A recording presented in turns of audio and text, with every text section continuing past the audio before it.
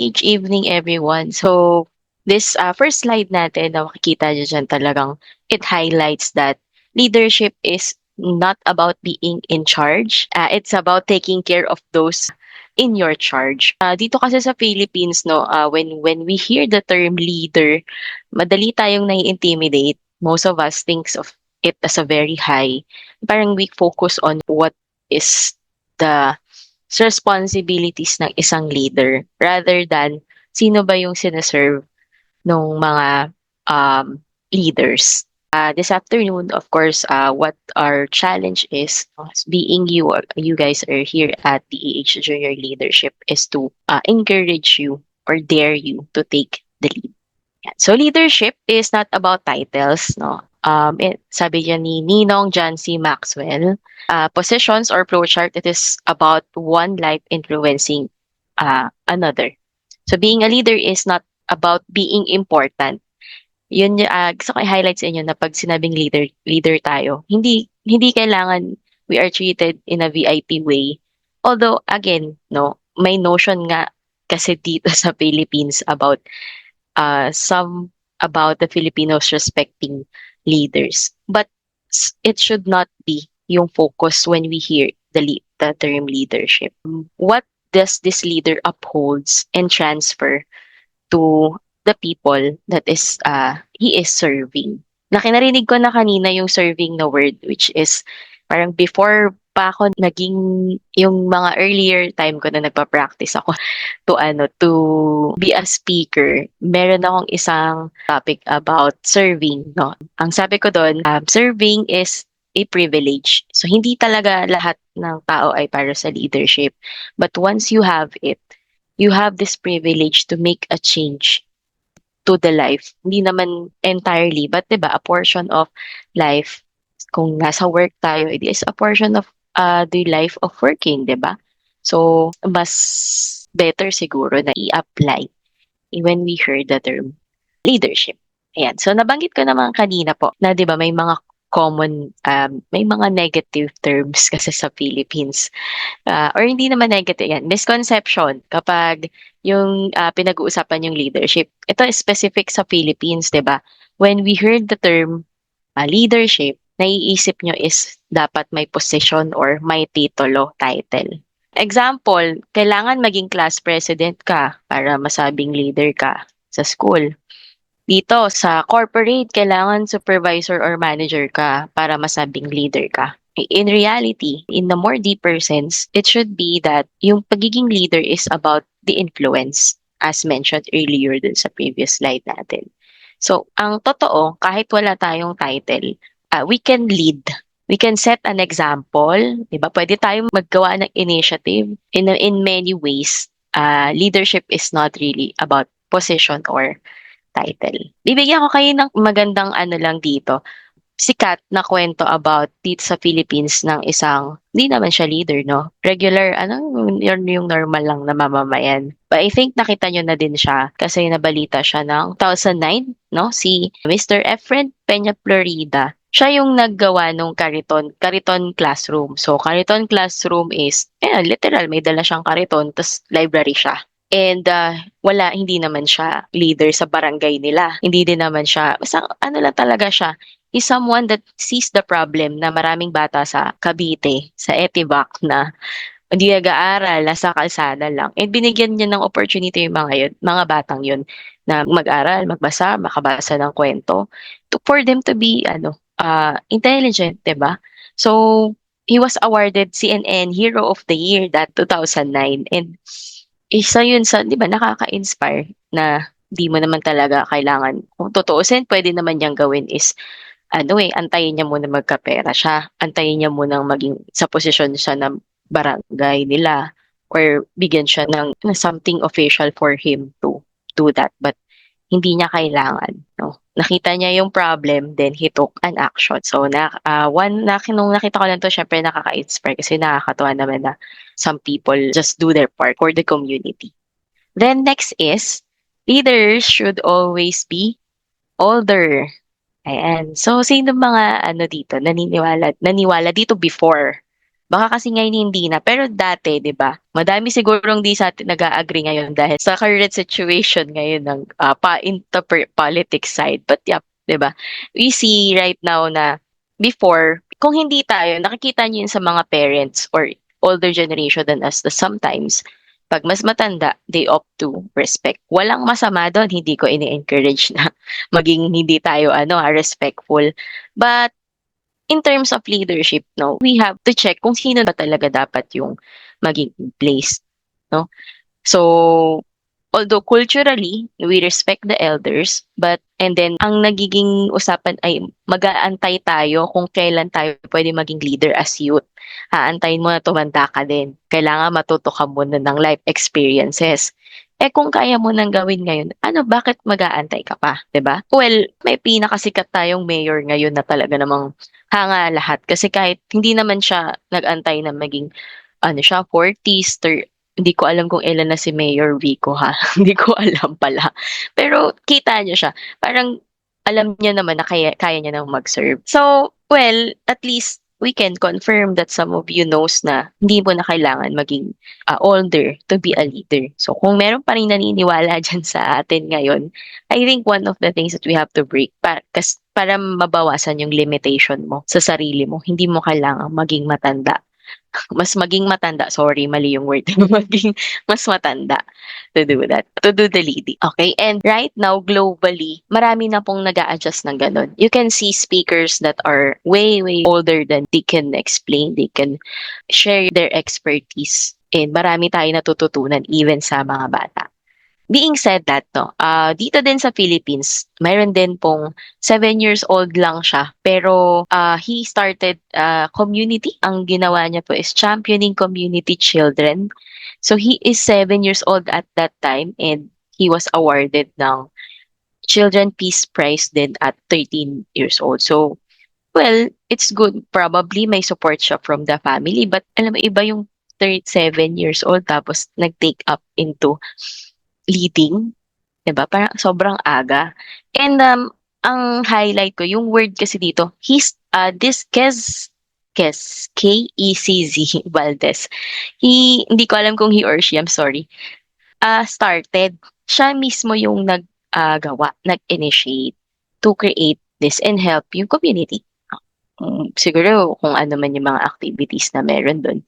It's so hindi siya surprising but amazing to see younger generation, youngest pa siguro kasi 7. Imagine niyo kung ilang taon kayo ngayon tapos meron palang naging leader ng 7 years old. Okay? So, we don't need to be older to be a leader. The next leadership is being the boss. Alam ko meron kayong ibang definition pag narinig natin yung boss na word. No, pag sinabing boss na word, yun, nandun tayo sa mindset na giving orders yung taga-utos, no? In Tagalog. Ayan. But na-clear naman natin kanina that leadership is not about being in charge, but yun, pagbibigay talaga ng service. And I've heard din earlier sa groupings na collaboration, knowing how to talk with your people, not controlling your people.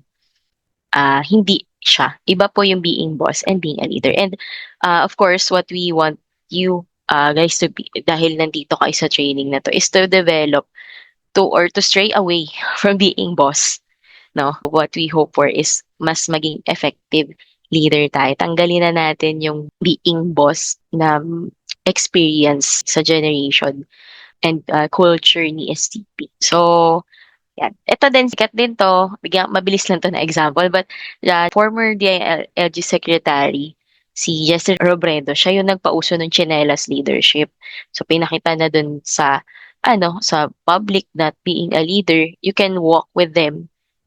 Sabihin nga na, siguro literal siguro nakachinelas yun. Hindi yung sobrang formal yung suot mo. You can walk with people and know what they need and serve with your people. Hindi ka dapat talaga, parang hindi ka talaga importante because you're there as a part of community. So, yun, ayan yung example natin for some people that exemplify not being a boss even though they are in position. Number 4, Leaders must always have all the answers. Parang katulad nung kanina, should be older. Pinagkaiba lang kasi dito, pag sinabing leader, kaya madaming takot takot sa atin maging leader is akala nila dapat masasagot na nila lahat. No? Sila dat pinakamatalino, pinakamagaling, where in fact, wala naman perfect din talaga. So, most of us will rely kung ano yung contribution ng bawat isa. Yung true leader would rely on what is the contribution, what is the result of the collaboration to enable for the leader to decide, no? To decide kung ano yung pinaka-effective way or application sa problem kung may sinosolve na problem, which is usually the case, no? Ayan. So, leadership starts with the very small act and siguro yan, tama yan sa dare natin today, eh, 'di ba? Most of you probably has less experience pa, but it's not something that should stop you from leading. Along the way, leaders should also learn with the colleagues na kasama niya. Okay? Ayan. So, mapapansin nyo naman yan, again, hindi naman kailangan bongga lagi yung pagli-lead, 'di ba? Sa Filipino, uso naman yung term na bayanihan and hindi yan nawawala sa atin, especially pag sakuna. So, hindi naman, nakikita niyo sa mga nagko-community, ano yung parang community during the bayanihan. Wala namang ano dyan eh. Hindi naman lahat dyan barangay captain or barangay councilor na tumutulong. Yung iba talaga out of gusto nila tumulong. And kahit siguro kayo, 'di ba? Alam nyo eh, alam natin if there is a call for help and we respond to that. And that is leadership. Ayun na pala, nabanggit ko pala sa next yung leadership is only for big things. Hindi po talaga. Kailangan na natin baguhin yun na we don't have to wait for this bonggang moment para masabing leader ka. Can always practice it, especially on yourself. So, the next question is, alam na natin pwede kayo maging leader, but the question is, why lead now? Ito mabilis lang to na i-share ko kasi this is something that even internationally accepted na youth leaders is more in demand now than ever. So first reason is yan, you have the social impact. Kayang-kaya niyong mag-research ng mabilis, kayang-kaya niyong i-influence yung bawat isa dahil you have the social media. Sobrang advantage yun because unlike before, matagal yung spread ng information. Although, konting cons lang kasi hindi naman lahat is tama yung news. But, yeah, we can share it ng mas mabilisan. And hindi lang i-influence but also you have the power to inform right now, hindi lang yung generation, but everyone on what is the needs, 'di ba? What is the needs and what should we care for? Especially what I like the most in what I see in social media. Sobrang merong pakialam yung generation na to sa mental health. Na before, hindi naman dinidil ng mga old people. Di ba? Parang, sorry, yung word na old people, huwag niyo ako masyadong ano ha. Dati 'di ba wala lang, kahit depressed ka na, okay lang at magtrabaho ka pa din. Pero ngayon binibigyan natin siya ng importansya kung paano maka-recover. Yan. So a lot of people share their experiences and then paano ma-cope up or paano mag-heal talaga, hindi lang yung basta ma-cope up. Then ato kasi isa ako dito sa talagang meron akong pakialam na malaki sa climate change.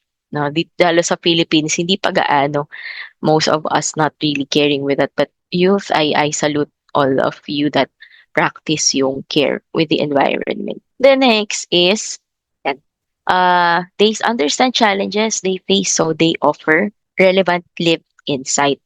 Being a digital native pa din yan.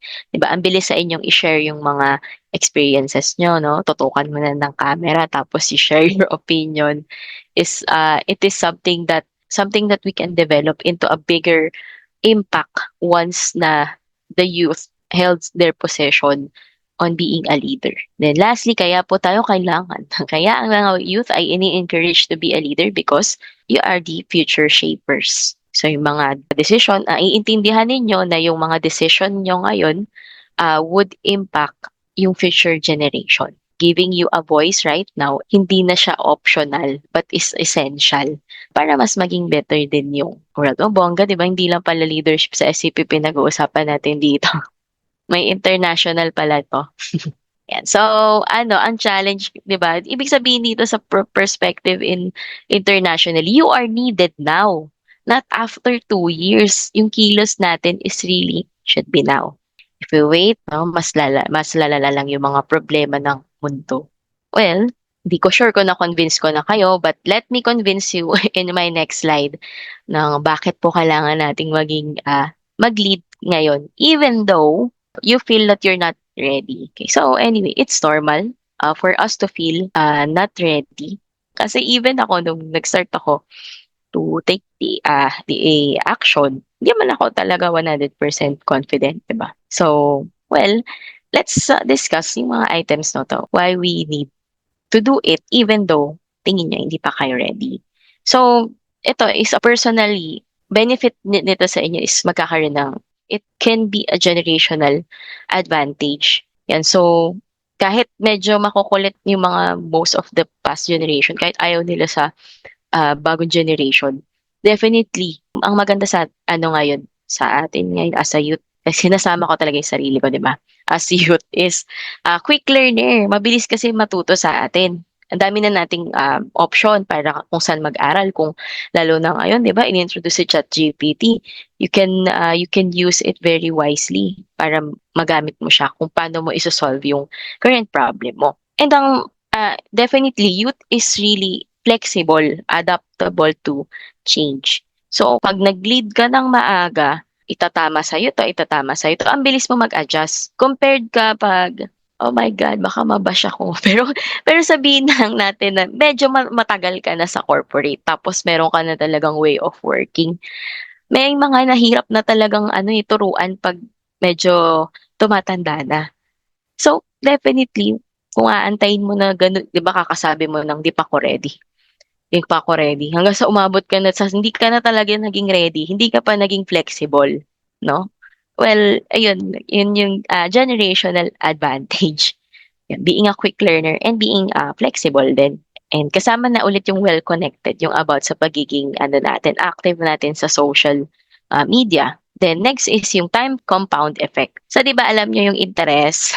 Yung interest pag maaga kang nag-invest, mas malaki in the future. The same with leadership. If you will start developing the habits of being a leader now, definitely pagdating na panahon na pinipilit ka na sa mas bigger role, hindi kayong magkakaroon ng sudden adjustment ng one time, big time. You have already thinking flow. Katulad kanina, ang galing naman ng merong to yung what if, yung may nakita ko kanina ng PowerPoint. Meron ka ng nagiging template on how you will lead. 'Di ba? Although, sige, baka meron sa atin dito medyo nahihirapan sa leadership kasi nga na-imagine nila, naging estudyante sila nung pandemic, no? O yung nag-internship, pandemic. So, lalong no? Okay naman sila before, tas naging introvert, ano? I think may mga ganyan pa ding reservation, but it's not too late, no? This is the right platform for you to know that you can learn, you can still learn. No, you're able to flex yourself. Okay? Yan. So parang exercise din yung leadership na the more you practice, the earlier you practice, the stronger yung skill mo. Mas nagiging effective ka along the way because of the experiences. Oh, nabanggit ko na to kaninang global and local challenge, no? Yan. So, isa na lang. Siguro i-focus na lang natin dito na um, yung mga current issues natin will not stop or hindi masosolve yung corruption kung walang action ngayon. Kung patuloy na parang magra-ride on lang tayo, pababayaan natin na ganyan, di ba? Pero ayan, what I mean to say is, di ba, yung problem, kailangan niya ng urgency. So, if with that, we don't speak now, we delay yung pagli-lead, nade-delay din natin yung solution. And probably, mas malaki na yung maging problema natin sa future kung hindi sasama yung mga young people in solving the global and local challenges. Ito, personal na to. Opportunities don't wait, 'di ba? Hindi all the time kakatok si opportunity sa inyo. Mapapagod din 'yun. And hahanapin niya yung taong gusto ng opportunity. Hanggat merong opportunity for you to lead, might as well grab it. Because leadership is seizing the moment when it matters the most. If mas malaki yung pagiging kailangan ng leader, I hope most of you, kahit kabadong-kabado, kahit parang ayaw niya, parang tingin niya, hindi ako dapat dyan. You take a step, just one step muna para ma-develop yung skill, yung leadership. Then, eto, yun na nga, sabi niya dito, 'di ba? Opportunities don't wait. And anyway, readiness is a myth, no? Talagang meron tayong a little bit of a doubt with ourselves, but let's not let's not let it hinder you on unlocking your potential. And then lastly is personal ownership. Okay. So ito, iwanan ko lang to sa inyo. Pero hindi pa ako tapos, no? Kasi this is me, no, proving to you that you don't need to wait to feel ready. Kapag hindi mo nilid yung sarili mo ngayon. No? If you don't lead your own life right now, other people will lead it for you. Take a second to think about it, 'di ba? If you will not take action for your life right now, other people will lead for you. Nakikita nila wala kang direction eh. Di, ako na lang magdidirect sa'yo. Gusto niyo ba yun? Ayan. Ako, I encounter a lot of fresh graduate that most of them, hindi masama to na manghingi ng opinion sa parents, pero hindi nyo masisisi yung parents nyo once nagkamali kayo ng decision. So, taking accountability on yourself and your decisions is a leadership. Baka kasi ine-expect yung pag-usapan natin dito, puro as in maging leader ka sa iba. Hindi, kailangan i-lead mo din yung sarili mo. No? The first person you need to lead is yourself. No? Today yan. Lalo na kayo ay mga mature na mag-isip dapat, 'di ba? Pinipilit kong maging mature kayo. Hindi, I mean, at your age, you have experience, you are exposed to the real life, real world problems. And you are exposed, 'di ba? Technically, mga staffs kayo, alam niyo kung ano nangyayari sa client. So, you don't need to always wait for your superiors. You know what is right, I believe. If hindi man, sige, magpa-mentor kayo, no, take the opportunity to lead yourself din. No? If you don't lead today, who will shape your tomorrow? Highlight lang natin na kayo pa din talaga yan. No? You have to decide to lead yourself. To know, to say to yourself kung saan ako papunta, kaya pasunurin mo yung sarili mo.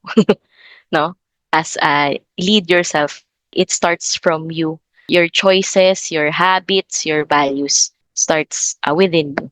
Tapos kakatawid sa labas. So, let's discuss yung second part natin. I think na-encourage ko na kayo sana in the small ways kung na bakit dapat ngayon maging leader. So, let's have an understanding of of leadership in the early stages. So, na-mention naman natin to kanina, no? It's not for just for adults, for managers or presidents. It is for you as well. Yung choices natin, initiative, and influence are those that is needed. Hindi mo kailangan maging complicated na makuha muna ako ng certificate para maging leader ako. May mga ganyan kasing mindset which is, well, at some point, tama naman. Diba? But kung aantayin mo mag-certified ka sa leadership, paano naman yung problem ngayon? Sino yung haharap? So we can apply the leadership in work, family, or community. So, yun yung concept for understanding leadership early, or on summary lang din naman. Let's just quickly see. Aside from mga na-mention ko kanina, meron kasi talagang mga young leaders na sobrang laki ng impact na ginawa nila, no? As in global. Si Malala Yousafzai, no?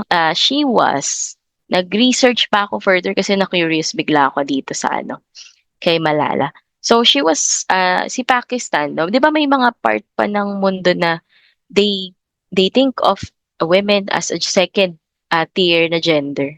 So sa Pakistan, may ganyan naging notion before. I think that happened around 2008 nung 11 years old daw siya. His dad dinala siya dun sa school closing, pinapasara yung mga school kasi dapat daw hindi mag-aral yung mga babae, no? Grabe. Parang kung dito may gagawin sa Pilipinas, nagwawala na yung no. So, dinala siya sa school closing and hinayaan niya yung si Malala na mag-speak ng ito yung title ng niya, ng Title nung topic niya, How Dare the Taliban Take Away My Basic Right to Education. Grabe, no? Sobrang question pa lang, parang yung title pa lang ng speech niya. Talagang ano na china-challenge niya yung mga older people. May di ba nakakatakot yun? Kung meron ba sa inyo kaya na gumawa ng speech against what is happening right now in the government? Yung talagang hahawak ka ng mic, tatayo ka ng stage. 'Di ba? Parang nakakatakot eh.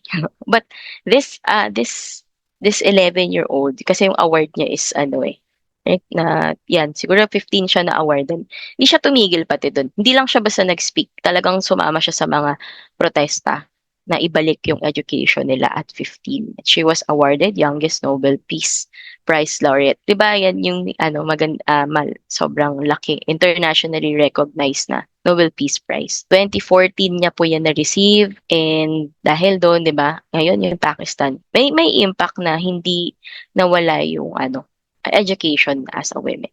And then another is si Greta Thunberg. So ito naman, siya is activist sa environmental, with regards to environment. She was 15 that time nung mag-start din siya ng mga strikes, no? Nag-build siya ng movement, Fridays for Future.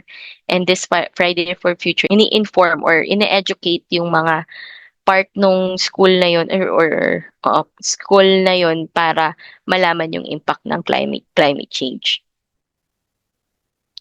So, this youth use their voice, no? They take the initiative, they lead by example, no? Kasi ikaw mismo, siya mismo, si Malala mismo nakakaranas ng withholding ng education. So it's leading by example and supporting and mentoring others. By the way, si Greta, 'di ba? Kung hindi lang may knowledge siya about climate change, hindi siya nakontento na siya lang yung may alam. Sinishare niya din yun dun sa mga youth and then yung mga may same interest niya, sinusupport niya on how their generation can impact, no, to call out. Si Greta din na siya, meron siyang speech sa di ko sure po kung WHO, patama na lang ako pero pwede niyo tignan. Mas better kung i-research niya sila kasi sobrang nakaka-inspire yung words na ginamit nila. Sobrang tapang. Yun yung masasabi ko. Tapang talaga. They are brave to let the people know ano ba yung ginagawang mali ng leaders. Kasi si Greta Thunberg, kinall out niya leaders eh. Hindi lang siya nag-call out ng ano, na hindi siya yung public announcement lang. Talagang nagbanggit siya, challenge niya yung mga leaders to start the movement to change yung current, parang to take action on the climate, the effect ng mga past na nangyari din sa current climate problems natin. Ayan. So, yung next natin po na slide dito, 'di ba? So, kilalang kilala si Mother Teresa. She is a very humble leader. Hindi niya inantay, no? Hindi naman siya talaga yung may position and yung Mother Teresa is parang naging tawag sa kanya kasi nga she is sobrang nire-respect siya ng madaming leader, hindi lang ng people but also the leader. Because yung team niya, 'di ba? To help the poor always. Even yung motto niya, don't wait for the leaders, ikaw mismo. Kahit mag-isa mong gagawin. You talk to people, you ask what they need, and you help them on the power that you can. Although na-surprise ako ng konti, hindi ko alam. Kala ko kasi si Mother Teresa is mataas na posisyon sa simbahan, sa nun. But no, no, hindi siya ganun. Sobrang humble niya. And she was able to influence a lot of people to do the same, to exemplify kindness and leadership. Yeah. So, having said that, ano yung mga mindset pa natin? Kanina nag-describe lang ako kung ano yung mga notion. So let's replace yung I'm not ready with this with the following bullets. So first, no, we prioritize mo yung courage over comfort. Marami sa atin natatakot sa na mag-volunteer or hindi doon. I mean, mag-speak up, no? Siguro meron sa inyo dito na nakita niya yung client, binabaliktad yung sinabi nila before. Yung parang sabi ng client, magpapasa siya ng Friday. Pero nung kinakausap mo na ulit, iba na ulit yung sinasabi ng client. Parang wala akong sinabi sa yung Friday ako magsasubmit. No? So kahit uncomfortable na sumagot tayo dun or explain natin yung part natin, leadership will start if we would speak up, no? Prioritize natin na knowing or ipaglaban yung tama, no? Step up tayo. O, hindi lang naman yan sa client, 'di ba? Even in SCP, we can practice it right away to speak up. Yung talagang harapin natin yung problem at its face. O, katulad kanina nung mga bata nating example, they exemplify yung braveness, no? Courage. Takot naman talaga, nakakatakot naman talaga, but i-prioritize din natin yung hindi tayo pangunahan or kahit natatakot ka, you would practice yung courage. Another example or another case natin is when there is a problem, no, pag may mga nag-aaway na colleague na, no, siguro baka meron ganyan nakaka-experience sa inyo na magkaiba, hindi nagsisame yung expectation for both the colleagues. Pwede naman, no, we discourage to meet them halfway.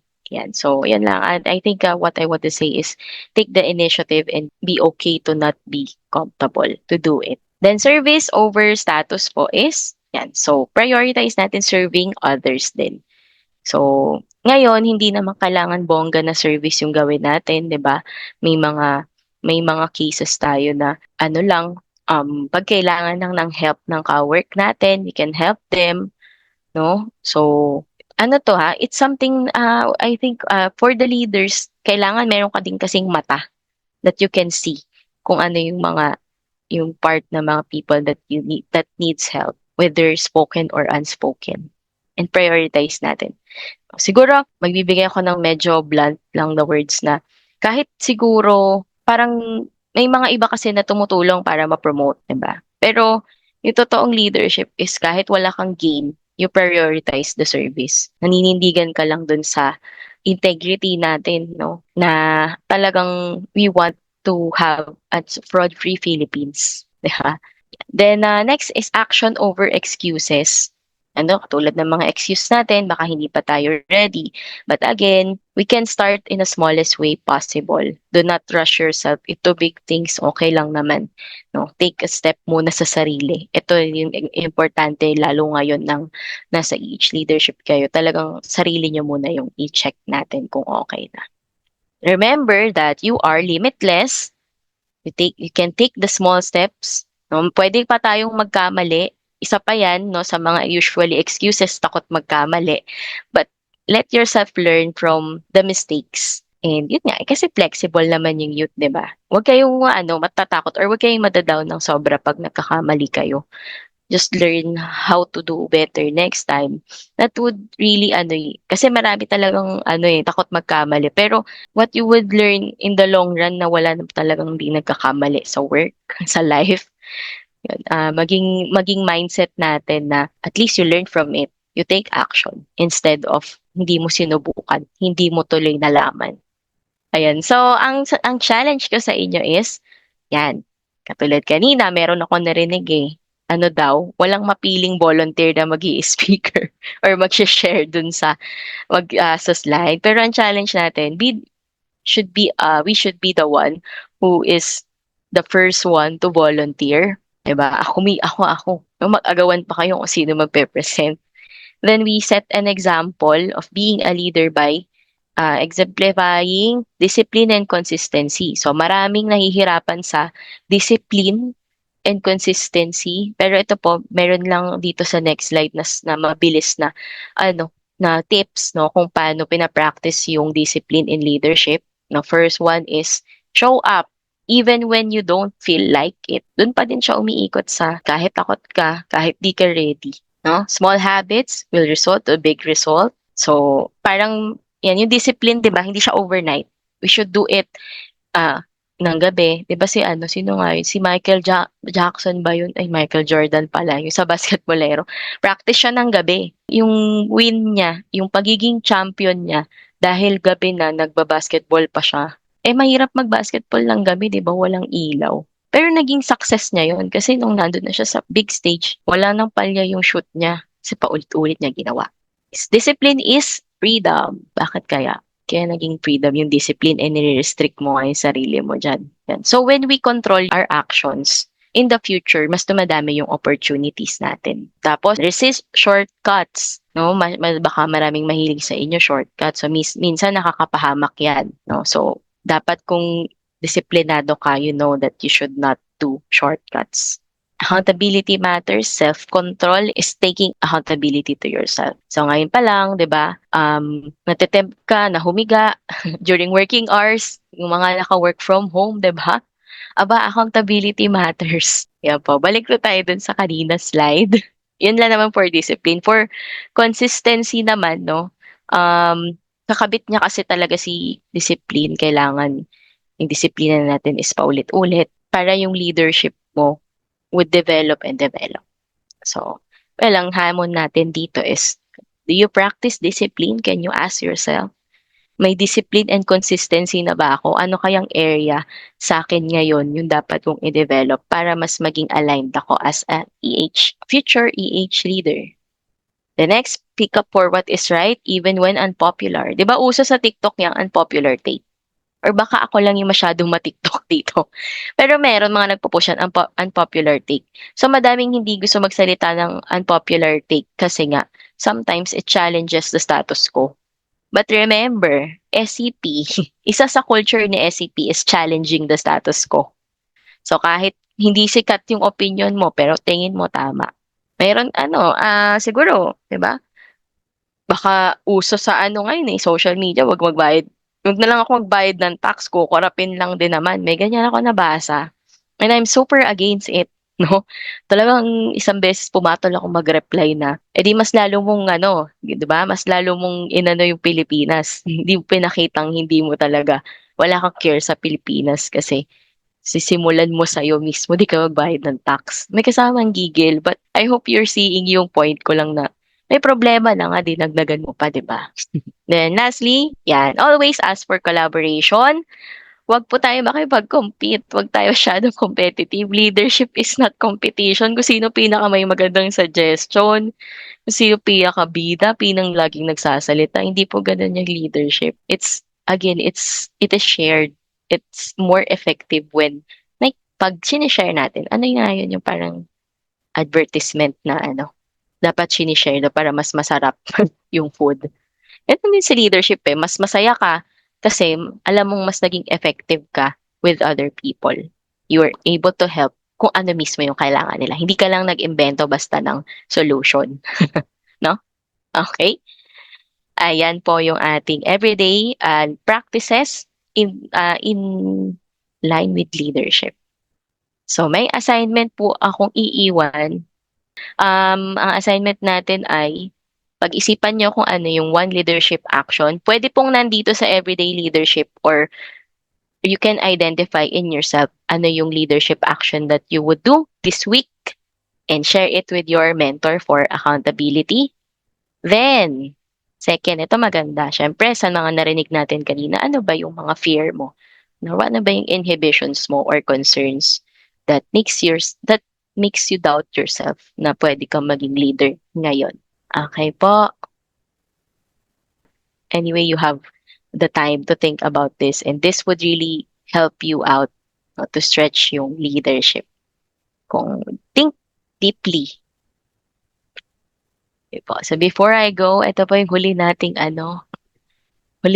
quote, 'di ba? The most powerful leadership tool you have is your own example, yung mismong experience mo and your integrity on what you would influence is your tool. You don't have to look for certifications pero kasama to syempre may EH leadership certification. This is just a tool, but ikaw mismo yung makakapag-decide on how you would be effective leader in the future. So that would be all. Thank you